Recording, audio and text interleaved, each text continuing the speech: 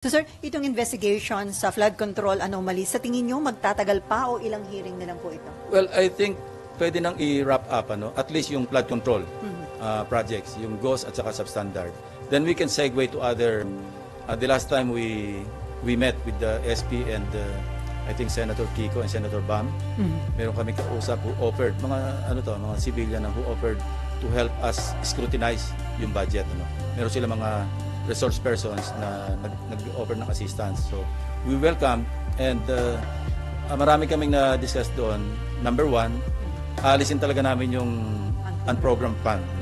Ang program appropriations, matitira lang yung sa foreign assisted. Of course, yung sa special purpose, yung contingent, yung mga quick reaction fund, hindi naman pwedeng alisin yun kasi paano kung mayroong calamity. Second, yung full transparency. Na-discuss na namin ito and we agreed with the Senate President, Senator Gatchalian, na hanggang sa BICAM, fully transparent. Hindi pa lang niya raw na-figure out how to go about it. But ang initial step is, hindi na pwedeng merong alien na papasok doon sa disagreeing provisions.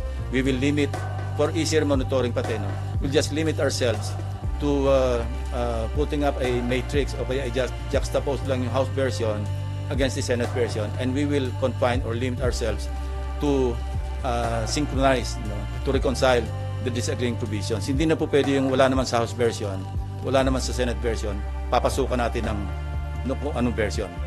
Wala na yon. Kasi that's the real intent or purpose of the bicameral conference, especially sa budget. Reconcile the disagreeing provisions. So at least along that line, nagkakasundo kami, and that's a good step para talaga maging transparent yung pagpasa natin ng budget all the way to the BICAM, all the way to the enrolled bill. Sir, parang na-miss nyo yung mga budget hearings. So, pagdating sa plenary, doon ba kayo babawi? Yeah, kasi na-immobilize nga ako. I was decommissioned ako for 2 weeks because of my corneal surgery, Kaya, But sabi ko nga sa mga staff, bawi na lang ako sa plenary. So, we're preparing for the plenary debates and I hope I can still contribute my worth sa pagpasa ng budget. Sir, balikan ko lang yung sa hearing. Invited na po ba sa next hearing si former Congressman Saldico and former House Speaker Martin Romualdez? Although yung kay former Speaker, although we will invite him through Speaker Boji D, wala naman talagang direct na pag-implicate sa kanya except yung statement ni Gutesa. But we'll give him the opportunity to respond. But again, observing in the observance of interparliamentary courtesy, kukors namin invitation sa kanya through the Speaker. Yung kay Congressman, ex-Congressman Saldico, will send the invitation doon sa kanyang established na residence. Kaya lang sir, yung Office of the Ombudsman, mukhang dun sa last known residence, parang they refuse to accept yung pinadala ng Ombudsman. Well, it's up to them, Kasi kung hindi ma-hit yung invitation, ang susunod subpoena. At kung hindi pa rin siya sisipot, based on the subpoena, then somebody may move for the issuance of a contempt citation and eventually a warrant of arrest. At yung warrant of arrest, sir, yun, pwedeng hingin ang tulong ng Interpol para arestuhin kung saan bansa siya nandun? Probably, kasi valid naman yung warrant of arrest, yung i-issue ng Senate. So that is as valid as any warrant of arrest issued by the court. I don't know, I'm not sure. But we will try. Sir, may info daw kung sisipot si former Speaker Romualdez sa hearing ng Senate. May advance info kayo, sir? Wala. Iniintay ko yung feedback niya or feedback ni Speaker D. At saka dating Speaker Romualdez din kay SP Soto. Kasi nakipag-coordinate lang ako sa office ni Senate President or kay Senate President himself. Sabi niya mukhang magkakausap yata sila this week. So sabi ko, pakitanong mo lang sa kanya kung gusto niya magkaroon ng opportunity because this happened before. Ako yung chairman ng public order na mention yung pangalan ni Congressman Veloso, di ba? And they requested me to be given the opportunity to make their manifestation and I gave them that opportunity. So if you remember, yung mga naandito previous Congress na yon, di ba pinagsalita namin si Congressman Veloso, si Ching Veloso. So pwede niyang gawin yun. At kung gusto niya sagutin yung mga allegation, in fact, we're thinking of sending subpoena do sa STECOM, do sa contractor na naggagawa ng renovation noong bahay sa 42 McKinley. road, ano, at saka yung security agency na naggugwardiya ron. So, kung meron silang logbook, ipapadala namin yung logbook dito to find out if indeed between the period December 2024 hanggang August 2025, I believe yun yung period na sinasabi ni Gutesa na nagde-deliver sila ng pera to sa 42 McKinley Road. At kung meron sa logbook na may mga pumasok talaga mga sasakyan, mga vans or convoy of vehicles, then that's a strong supporting document to buttress yung testimony ni Gutesa, even without Gutesa coming back to testify, I think. Because remember, yung kanyang sinumpang salaysay na naging questionable or forged yung notaryo, that's invalid as far as yung kanyang sinumpang salaysay kung gagamitin ito sa other sa prosecution. But as far as the Blue Ribbon, yung kanyang sinumpang salaysay as read doon sa kanyang sinumpang salaysay na written, valid yun because he was administered this oath, and ang presumption is totoo lahat yung sinabi niya sa Blue Ribbon hearing noong September 25. So sir, hindi applicable kay former Speaker Romualdez yung pwedeng gawin kay Saldico na kapag hindi humarap, i-issue ng sabpina, kapag hindi pa rin humarap, ay Congressman siya. So hanggang invitation lang ang pwedeng gawin. Yes, through the Speaker. Sabi ko nga, interparliamentary courtesy, and by the way, I'd like to clarify, yung interparliamentary courtesy, ito'y binibigay do sa institution, hindi sa tao.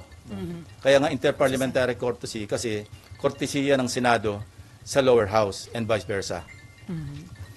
Anyway, okay. Amor? Marlon? RG? Okay, si Camille. Nahin natin, Amor. Sir, balikan ko lang po kay Gutesa, are you bothered by his disappearance? And ano po yung current efforts right now to locate him? Well, obviously, sincere yung efforts to locate him. Ano? Kasi yes to clarify yung kung meron siya maidadagdag, idagdag niya. No? So, importante yung kanyang presence kung meron siya maidadagdag pa sa kanyang nauna ng pinahayag. At saka concerned din kasi hindi na natin alam kung ano nangyari sa kanya. May mga claim na nasa marine compound, hindi naman pala. May mga... At saka parang gusto ko rin malaman sa kanya, sino ba talaga yung naggawa ng affidavit mo? Kasi nakita ko yung interview ni dating Congressman Mike Defensor, katulong sila Sinasabi niya na they helped Gutesa draft his affidavit. So kailangan maklarify din yon. Hindi bang sariling gawa ni Gutesa yung affidavit? Kung hindi niya sarili, sino yung mga tumulong sa kanya na maggawa ng affidavit? Ano po yung basa or tingin nyo, analysis nyo dun sa situation? Is he hiding or meron po bang nagtatago sa kanya? Hindi ko alam. Yung guess mo is as good as mine. Ano? Kasi wala nga nakakalam, tahimik na tahimik. Alam nyo, ganito lang yan. Ano? Kung ang hangad mo, mag-prosecute talaga, makapagpa-convict talaga, dapat hindi siya nawawala. Kasi ang pwede lang mag-prosecute sa kanya, DOJ or Ombudsman. Hindi siya mahanap ng DOJ. Hindi siya mahanap ng Ombudsman. Kung ang intention mo, magpropaganda lang, diyan ka sa Blue Ribbon at mawala ka na. Kasi yun lang Sa ngayon, di ba, nagkaroon ng isipan sa mga kababayan natin na siya lang ang nakapag-implicate kay Speaker Romualdez.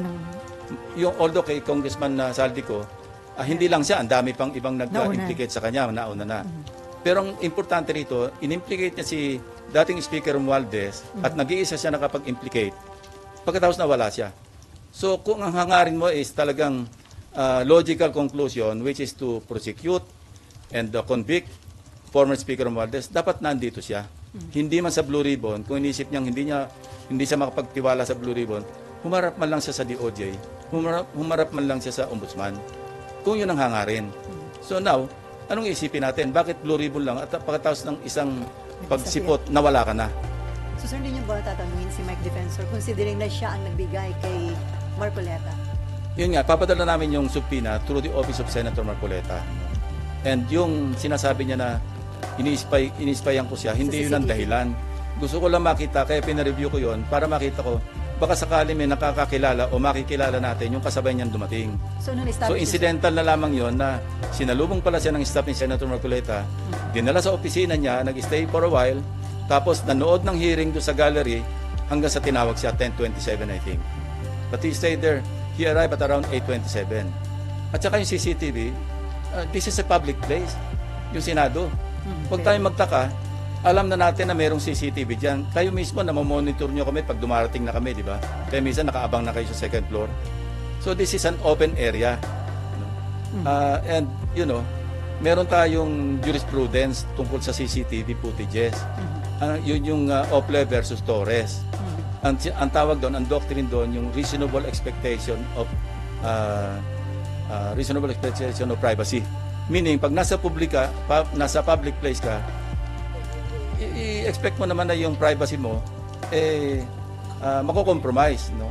May reasonable expectation of privacy. Kung nasa private place ka, now, I heard Senator Marcoleta na kung ako raw ba nagbi-Big Brother o okay lang ba raw na tiktikan niya rin opisina ko, well, bibigyan ko siya ng logbook kung gusto niya everyday, kung sino yung pupunta sa office ko at walang contractor na pupunta doon, wala maski sino pupunta except mga official business. Public place to Wag tayong maging onion skin na lalabas yung mga bisita natin o kung sino yung mga pinatawag natin dahil CCTV yan Okay, last question, Opo. Amor. Sir, mag-a-apply po ba dun kay Guteza yung pag hindi po siya sumipot after the subpoena ay warrant of arrest yung next? Meron na siyang problema sa prosecution service ng DOJ. Why? Because meron ng resolution yung RTC, Executive Judge ng Manila, na nagre-recommend na siya sumailalim sa preliminary investigation for falsification of documents. So, let's leave it at that. Now, hindi naman siya, ibig sabihin, pumunta siya rito on his own volition. Para gipitin pa siya na i-issue siya ng subpoena and then warrant of arrest, papakontempt. I don't want to go there.